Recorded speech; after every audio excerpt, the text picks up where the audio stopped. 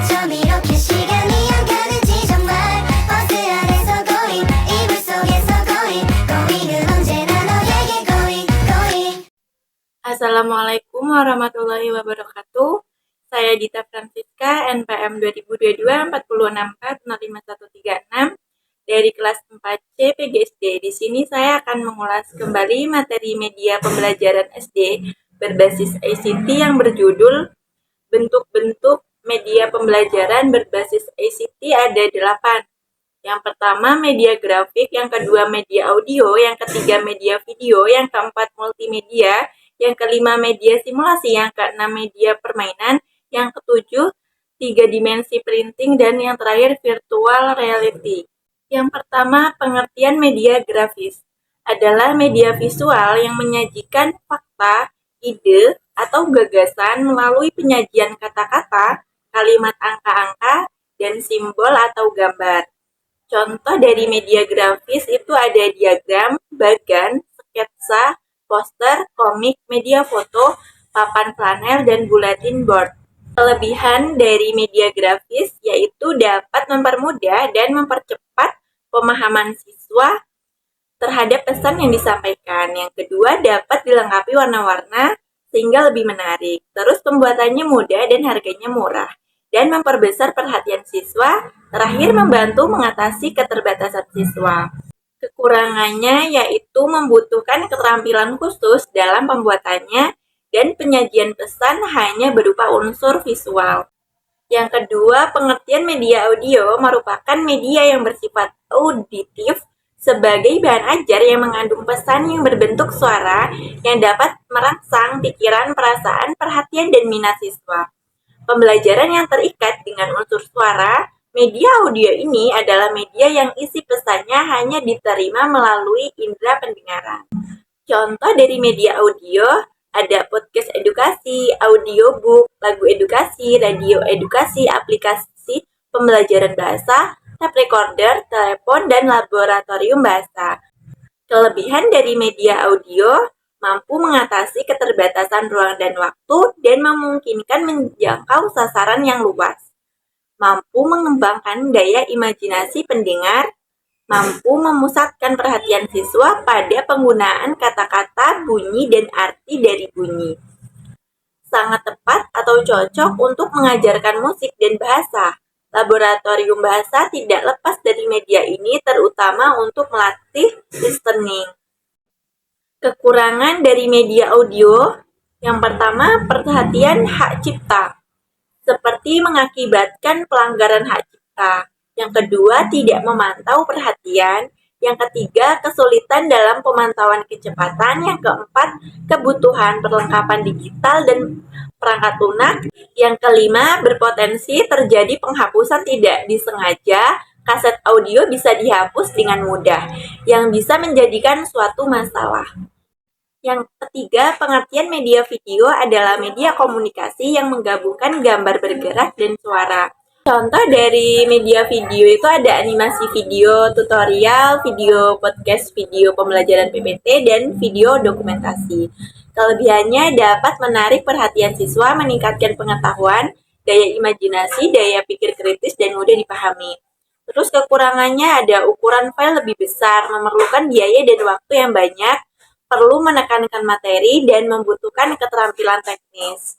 Yang keempat, pengertian media multimedia adalah salah satu sarana yang di dalamnya terdapat perpaduan atau kombinasi dan mensinergikan semua bentuk elemen informasi yang terdiri dari teks, grafik, audio, dan interaktivitas atau rancangan maupun suara atau audio. Tujuannya yaitu untuk menyampaikan informasi atau sekedar memberikan hiburan kepada audiens. Contohnya video, animasi, film, televisi, YouTube, sosmed, dan gambar. Kelebihannya menarik indera dan minat karena merupakan gabungan antara pandangan suara dan gerakan. Kekurangannya menggunakan biaya yang mahal, memerlukan perangkat keras, minimnya pengetahuan guru dalam media multimedia, dan tergantung pada teknologi. Yang kelima, media simulasi adalah pendekatan yang memanfaatkan situasi peran aktif untuk memperkaya pengalaman belajar siswa. Contoh dari media simulasi misalnya, belajar matematika, siswa berperan sebagai pemilik toko atau pengusaha yang harus menghitung harga barang atau keuntungan. Kelebihan dari media simulasi ini dapat dijadikan sebagai bekal siswa dalam menghadapi situasi yang sebenarnya kelak. Terus, dapat mengembangkan kreativitas siswa, dapat memupuk keberanian dan percaya diri siswa, memperkaya pengetahuan, sikap, dan keterampilan yang diperlukan dalam menghadapi berbagai situasi sosial yang problematis dan dapat meningkatkan gairah siswa dalam proses pembelajaran. Kekurangan dari media simulasi itu, pengalaman yang diperoleh tidak selalu tepat dan situasi dengan kenyataan di lapangan. Pengelolaan yang kurang baik, sering simulasi dijadikan sebagai alat hiburan sehingga tujuan pembelajaran menjadi terabaikan dan faktor psikologis seperti rasa malu dan takut sering mempengaruhi siswa dalam melakukan simulasi. Selanjutnya, pengertian media permainan merupakan media pembelajaran yang dapat mengurangi kejenuhan siswa dan memberikan kesenangan dan pengetahuan. Contoh dari media permainan ada role-playing games, terus permainan kata teka-teki, silang atau puzzle, dan teka-teki yang berhubungan dengan materi pelajaran. Kelebihannya, pengembangan keterampilan kognitif seperti pemecahan masalah dan pengambilan keputusan, terus peluang belajar interaktif seperti games yang dirancang untuk menyelipkan pengetahuan dari fakta-fakta tertentu ke dalam alur cerita permainan dan mengembangkan keterampilan sosial. Permainan multiplayer memungkinkan pemain untuk berinteraksi dan bekerja sama dengan pemain lainnya. Kekurangannya menjadi ketergantungan dan dapat meningkatkan tingkat kekerasan jika tidak ada pengawasan atau pemahaman yang baik. Selanjutnya, media 3 dimensi printing adalah pemanfaatan teknologi cetak 3 dimensi untuk membuat objek-objek nyata sebagai alat bantu pengajaran. Objek 3 dimensi ini dibuat dari file digital dan dicetak menggunakan mesin khusus sehingga menghasilkan model-model yang lebih realistis dan interaktif dibanding media pembelajaran konvensional. Contoh dari media ini ada anatomi atau struktur tubuh manusia, yang kedua model matematika, yang ketiga model sains, yang keempat model teknik, yang kelima peta topografi.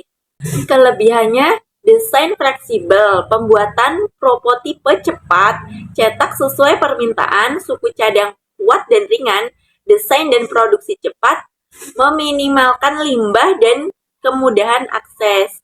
Kekurangannya, bahan terbatas, ukuran pembuatannya yang dibatasi, masalah hak cipta, ketidakakuratan desain, dan pengurangan pekerjaan manufaktur. Yang terakhir, virtual reality adalah teknologi yang membuat penggunaan dapat berinteraksi dengan suatu lingkungan yang disimulasikan oleh komputer, suatu lingkungan sebenarnya yang ditiru, dan suatu lingkungan yang hanya ada dalam imajinasi.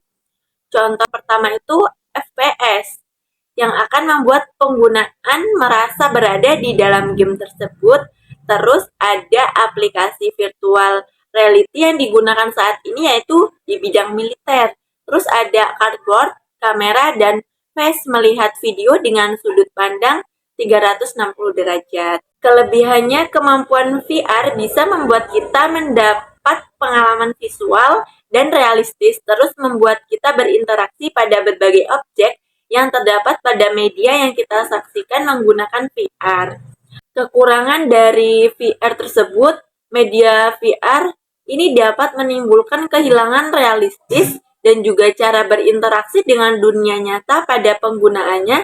Jika menggunakan terlalu sering atau berjam-jam, akan dapat beresiko rabun dan cukup rumit apabila orang awam yang buta bahasa pemrograman untuk membangun aplikasi ini karena butuh keahlian pemrograman aplikasi ini. Baik, itu saja yang dapat saya sampaikan. Saya akhiri. Wassalamualaikum warahmatullahi wabarakatuh.